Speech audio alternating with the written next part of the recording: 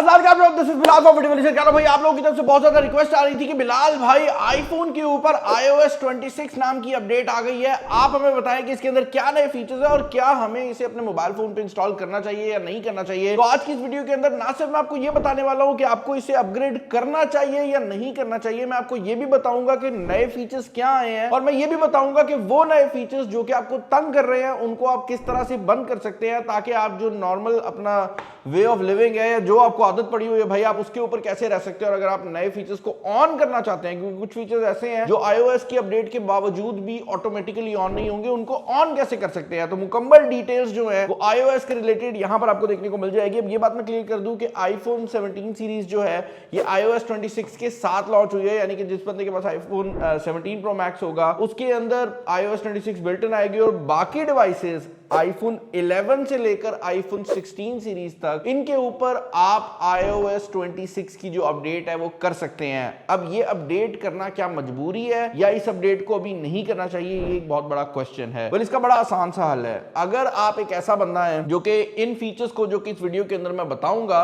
अभी इतना अच्छा नहीं समझते, या आप ये कहते हैं कि भाई अगर ये फीचर आ भी जाएंगे तो मुझे कोई खास फर्क नहीं पड़ने वाला, तो आप लोगों के लिए खुशखबरी ये है कि अगर आप अपने मोबाइल फोन को iOS 26 के ऊपर अभी अपग्रेड नहीं करते तब भी कोई ऐसा मसला नहीं आ जाएगा कि आपका मोबाइल फोन काम करना छोड़ दे या आपके मोबाइल फोन में कोई इश्यूज आ जाएं। उसकी रीजन ये है कि एप्पल की जो सिक्योरिटी अपडेट्स हैं वो iOS 18 के ऊपर भी अभी कुछ टाइम आती रहेंगी। कोई मजबूरी नहीं है कि आपने iOS 26 के ऊपर अपग्रेड करना है। तो ये बात पहली मैंने क्लियर कर दी। दूसरी बड़ी चीज जो कि मैं यहां पर क्लियर करना चाहूंगा वो ये है कि एप्पल के आईफोन 11 से लेकर आईफोन 16 सीरीज तक करोड़ों मोबाइल फोन्स हैं जिनके ऊपर ये अपडेट आई है, और उनमें से कुछ मोबाइल फोन्स के ऊपर डिफरेंट टाइप के ग्लिचेस रिपोर्ट हो रहे हैं।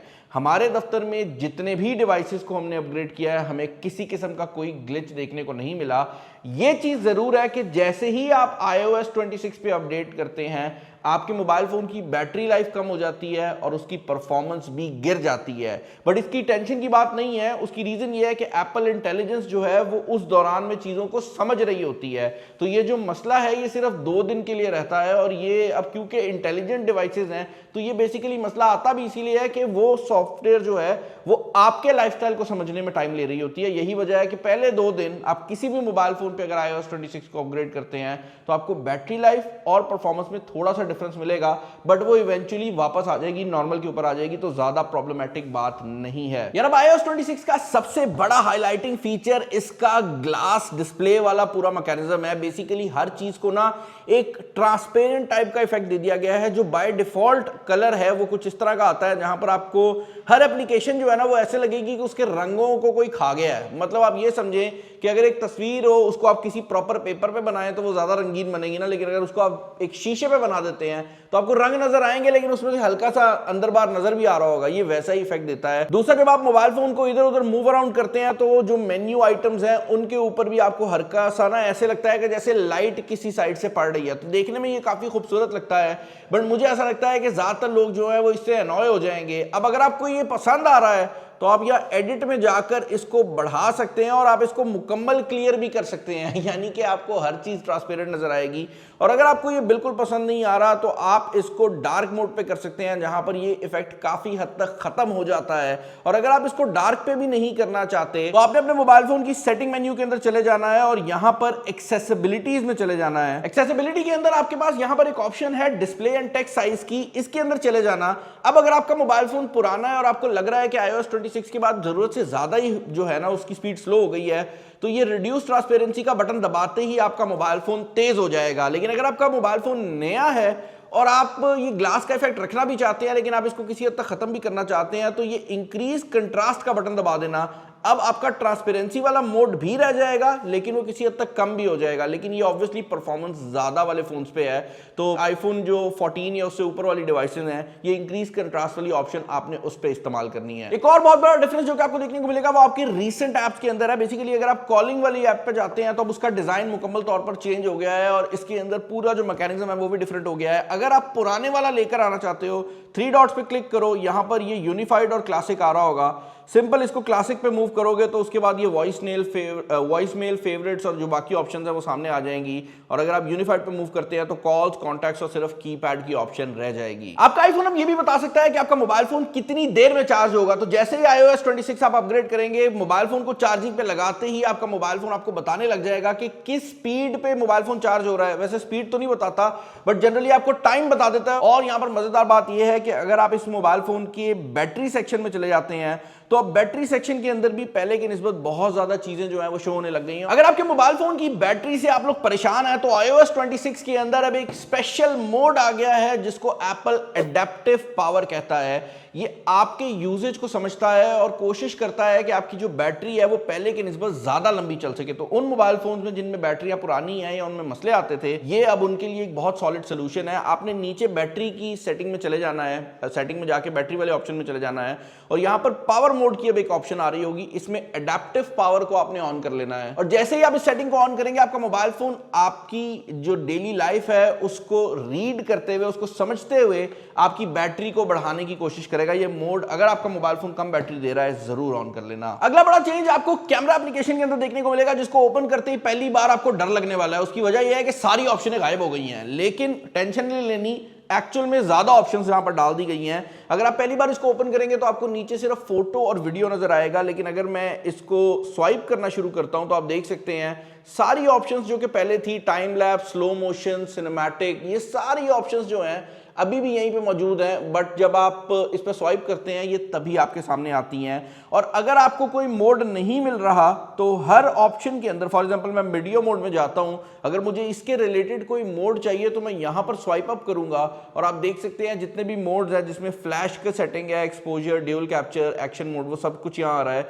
फोटो में जाकर अगर गलत स्वाइप हो गया, फोटो में जाकर अगर ऊपर स्वाइप करूंगा तो भाई आप देख सकते हैं यहां पर लाइव फोटोज, स्टाइल, जो बेसिकली आपका फिल्टर वाली ऑप्शन होती है, वो सारी ऑप्शंस भी आपको देखने को मिल जाएंगी। तो ऑप्शन कोई नहीं गई, लेकिन ये जरूर है कि उनको चेंज कर दिया गया है। और आपकी क्वालिटी की सेटिंग की, तस्वीर कितनी बड़ी वाली लेनी है, रॉ इमेज खींचनी है या नहीं, वीडियो में किस फ्रेम पर सेकंड में रिकॉर्ड करना है, 4K या 1080p, वो सारी सेटिंग जो है वो इस कॉर्नर में मूव कर दी है। और यहां पर क्लिक करने से भी ये जो मेन्यू है, ये जो नीचे स्वाइप वाला मेन्यू है, ये कॉर्नर पर क्लिक करने से भी बाहर आ जाता है। भाई आईफोन के अंदर एक और बहुत ही इंटरेस्टिंग किस्म का फीचर एप्पल ने डाल दिया जो कि इससे पहले मैं एंड्रॉइड के कुछ फोन्स पे देख चुका हूं, और वो ये है कि अगर आपका लेंस बहुत ज्यादा गंदा है तो अब ये आपको बता देगा कि भाई आप जो तस्वीर खींच रहे हैं वो इसलिए बुरी नहीं आ रही कि आपकी शक्ल बुरी है, वो इसलिए बुरी आ रही है कि भाई आपने लेंस को साफ नहीं किया हुआ। अब ये जो सेटिंग है लेंस वाली, ये कुछ मोबाइलों में बाय डिफॉल्ट ऑन थी और कुछ में हमें करनी पड़ी है। तो अगर आपके मोबाइल फोन में ये नहीं आती, मसले की बात नहीं है, सेटिंग में जाना, कैमरा में चले जाना, नीचे यहां पर आपको लेंस क्लीनिंग हिंट्स के नाम से एक ऑप्शन नजर आ रही होगी, इसको ऑन कर लेना। नेक्स्ट टाइम जब भी तस्वीर खींचते हुए अगर आपका लेंस गंदा है, उस पर कुछ अजीब सी चीज लगी हुई है, तो भाई ये आपको बता देगा कि भाई पहले लेंस को साफ कर लो, उसके बाद पे चल लो। iOS 26 के अंदर एक और नई सॉफ्टवेयर भी आ गई है जिसका नाम प्रीव्यू है। बेसिकली आप इसको आसान अल्फाज में कहें तो कुछ जमाने पहले हम टाइनी स्कैनर या इस तरह की एप्लीकेशंस यूज किया करते थे ना, कि चीजों को स्कैन करने के लिए यूज हो, तो भाई ये आपको डॉक्यूमेंट स्कैन करने में बहुत ज्यादा हेल्प करती है। और अगर मैं यहां पर अपनी ही कोई चीज आपको दिखा दूं, ये मैंने iOS के रिलेटेड लिखा हुआ है, तो आप देख सकते हैं इसको जैसे ही मैं इसके ऊपर लेकर गया हूं, इसने इसको स्कैन करना स्टार्ट कर दिया है। और जैसे ही मैं इसकी पिक्चर लूंगा तो ये उसको ऑटोमेटिकली एक स्कैन बना के दे देती है और ये बहुत अच्छी तरह से काम करती है। इसमें आपके पास फिल्टर की ऑप्शन भी मौजूद है, तो आप ब्लैक एंड व्हाइट स्कैन जो है वो भी निकाल सकते हैं, कलर भी कर सकते हैं, फोटो में भी इसको लेके जा सकते हैं, एंड मोर इंपॉर्टेंटली आप इसको बाद में एडजस्ट भी कर सकते हैं। और सबसे बड़ी चीज ये है कि आपकी सारी डॉक्यूमेंट्स अब इस प्रीव्यू के अंदर ही रह जाएंगी। तो इसको जब मैं यहाँ पर बैक करूंगा, अब ये मेरे पास हिस्ट्री में आ गया है और मैं इसको सेव कर सकता हूँ और बाद में अपनी जितनी भी डॉक्यूमेंट्स हैं उनको यहीं से एक्सेस कर सकता हूं। तो बिजनेसमैन के लिए बहुत अच्छा है। एक और मेजर चेंज जो कि आपको iOS 26 के साथ देखने को मिलेगा वो कारप्ले का है। बेसिकली क्योंकि सॉफ्टवेयर का वर्जन अपग्रेड हो गया है, तो जब आप इस मोबाइल फोन को अपनी गाड़ी के साथ कनेक्ट करेंगे तो एप्पल का जो कारप्ले का मेन्यू है वो भी एंटायरली डिफरेंट हो गया है। अब आपको वहां पर भी ग्लासी इफेक्ट देखने को मिल जाता है और उसके अंदर अपनी काफी नई चीजें की गई हैं। टेक्निकली बताऊं तो मुझे ज्यादा फीचर नजर नहीं आए, बट उसका जो डिजाइन है वो मुकम्मल तौर पर चेंज हो गया है। अगर आपके पास लेटेस्ट आईफोन है और आपके पास एप्पल के एयरपॉड्स भी है, तो अब आप एप्पल के एयरपॉड्स को यूज करते हुए तस्वीरें भी खींच सकते हैं। तो कैमरा कंट्रोल की फंक्शनैलिटी भी जो है वो एयरपॉड्स की सेटिंग के अंदर आ गई है। बट यहां पर मैं ये बात ऐड करना चाहूंगा कि हैरानकुन बात ये है कि एयरपॉड में ये सेटिंग अब आई है, जो पाकिस्तान के अंदर लोकल मैन्युफैक्चरर्स है ना, जो वो भी ईयरबड्स लॉन्च कर रहे हैं ना, उनके अंदर ये ऑप्शन काफी टाइम पहले से आईफोन पे भी अवेलेबल है। तो अगर आप पुराने ईयरबड्स यूज करते हैं उनमें डेडिकेटेड बटन आता था जिसपे आप तस्वीर खींच सकते थे, बट एयरपॉड्स में अब आप अपनी जो ईयर टिप्स हैं उनको दबाकर भी जो है वो तस्वीरें खींच सकेंगे। वो लोग जो कि अकेले होते हैं और मोबाइल फोन कहीं दूर रख के पिक्चर खींचना चाहते हैं उनके लिए बहुत हेल्पफुल होने वाला है। यार अब वॉलपेपर के ऊपर अगर आप अपनी कोई तस्वीर लगाते हो तो यहां पर आपको ये एक स्पेशल बटन नजर आ जाता है। इसको प्रेस करते ही ये एक स्पेशल सीन बना देगा और फेसबुक के ऊपर एक 3D इमेज का इफेक्ट आया करता था जहां पर आप जो तस्वीर को मूव करते थे तो उसके पीछे वाली चीज जरा अलग से मूव किया करती थी। ये वैसा ही इफेक्ट है और इसको आप फर्दर भी कस्टमाइज कर सकते हो। क्लॉक को आप पीछे वाली साइड पे मूव कर सकते हो। तो इस तरह की चीजें भी आ गई हैं। तो ये वॉलपेपर का इफेक्ट भी बड़ा ही कूल है। यार अब बच्चों वाले फीचर बता लिए हैं तो जरा बड़ों वाले फीचर पे आ जाते हैं। iOS 26 के अंदर कॉलिंग के 3 नए फीचर्स आए हैं जो कि तीनों ही तबाही हैं। अब पहला जो फीचर है वो कॉल स्क्रीनिंग का फीचर है, जिसका मतलब यह है कि अगर आपके मोबाइल फोन पे कोई बंदा अननोन नंबर से कॉल करता है तो आप अब ये भी कर सकते हैं कि आपके कॉल उठाने से पहले और आपके मोबाइल फोन पे रिंग होने से पहले आपके जो दूसरी साइड पे बंदा होगा उसको एक मैसेज जाएगा कि भाई आप कौन हो और क्यों कॉल कर रहे हो। वो जो भी चीज बोलेगा वो आपको मोबाइल फोन की स्क्रीन पे नजर आ जाएगी और उसके बाद अगर आप कॉल सुनना चाहते हैं तो आप सुन सकते हैं, अदरवाइज वो कॉल कट जाएगी। ये उस सिचुएशन में बहुत हेल्पफुल है जहां पर आपको अननोन बंदे कॉल करते हैं और आप फोन उठा के फिर अब अजीब सी एक सिचुएशन में आते हैं कि भाई ये फोन उठा लिया अब इसको मैं ना कैसे करूं। तो ये उस सिचुएशन में बहुत हेल्पफुल है और जो फालतू कॉलर्स हैं उनको भी दूर भगाएगा।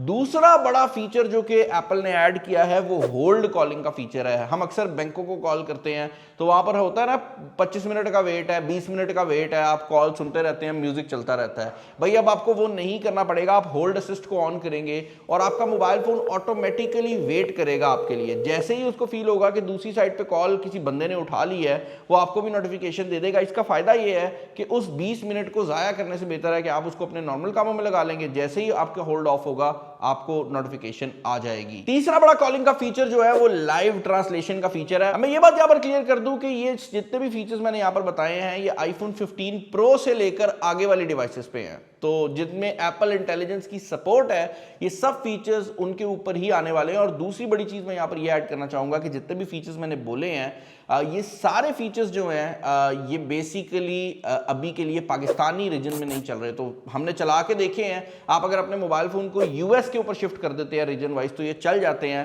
बट पाकिस्तानी रीजन पे ये नहीं चल रहे। और एक और चीज मैं यहाँ पर ऐड करना चाहूंगा कि जो लाइव ट्रांसलेशन का फीचर है उसमें भी 4 लैंग्वेजेस हैं। तो हमारी लैंग्वेज इंक्लूडेड नहीं है, लेकिन फ्रेंच, स्पेनिश, जर्मन इस तरह की लैंग्वेजेस जो हैं वो अभी वहां पर शो हो रही हैं। एक और कॉलिंग का फीचर जो कि पाकिस्तान में भी चल रहा है और बड़ा क्रेजी और अच्छा फीचर है वो ये है कि फाइनली ने एंड्रॉइड को कॉपी कर लिया। अब आपका अगला बंदा अगर आपकी कॉल उठाता है ना तो ये हल्का सा वाइब्रेट कर देता है। तो वो जो आपको कान पे लगा के रखना है ना वो मसले की नहीं है। आपके हाथ में भी फोन हो तो आपको पता लग जाता है कि दूसरे बंदे ने फोन उठा लिया है। अब भाई कुछ छोटे छोटे चेंजेस जो है वो भी मैं आपको दिखा देता हूं। पूरे iOS में अब आपका जो सर्च है वो नीचे की साइड पे मूव कर दिया गया है। और एक चीज जो कि मुझे बड़ी पसंद आई है, मैसेजेस के अंदर अब आपके पास ऑप्शन आ गई है। तो जो ये स्पैम मैसेजेस होते हैं ना जिनके बारे में एप्पल को पता लग जाता है कि भाई ये फालतू के ऐड के मैसेजेस हैं, अब आप ये कर सकते हैं। यहां पर ना अब आपके पास 3 ऑप्शंस आ जाएंगी, मैसेजेस, स्पैम और अननोन।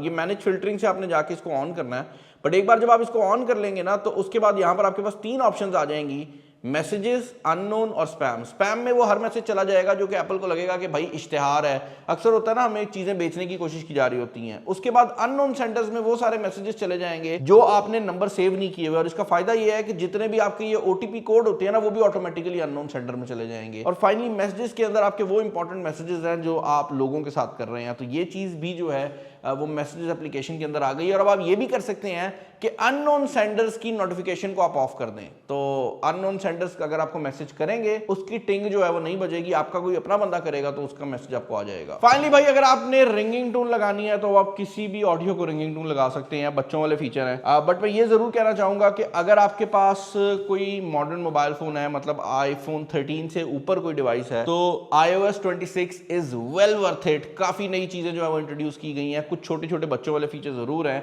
आपके पास अगर उससे पुरानी डिवाइसेस हैं, आप अपग्रेड करना चाहते हैं, आप कर सकते हैं। अगर आप रोकना चाहते हैं, अभी अपग्रेड नहीं करना चाहते, तो कोई ऐसा पहाड़ नहीं टूट पड़ेगा कि अगर आपने ना किया तो मोबाइल फोन खराब हो जाएगा। ऐसा कोई बात नहीं है। आई होप इस वीडियो ने आपको क्लियर कर दिया होगा कि iOS 26 में एप्पल ने क्या क्या नया इंट्रोड्यूस किया है। कोई चीज रह गई हो नीचे कॉमेंट्स में बताना, मैं दोबारा भी कोई वीडियो बना दूंगा। इस वीडियो में इतना ही, अपना ख्याल रखिएगा। चैनल पर नए सब्सक्राइब कर लें, हम इस तरह की वीडियोस लाते रहते हैं। इस वीडियो में इतना ही। This is Bilal signing off. अल्लाह हाफिज।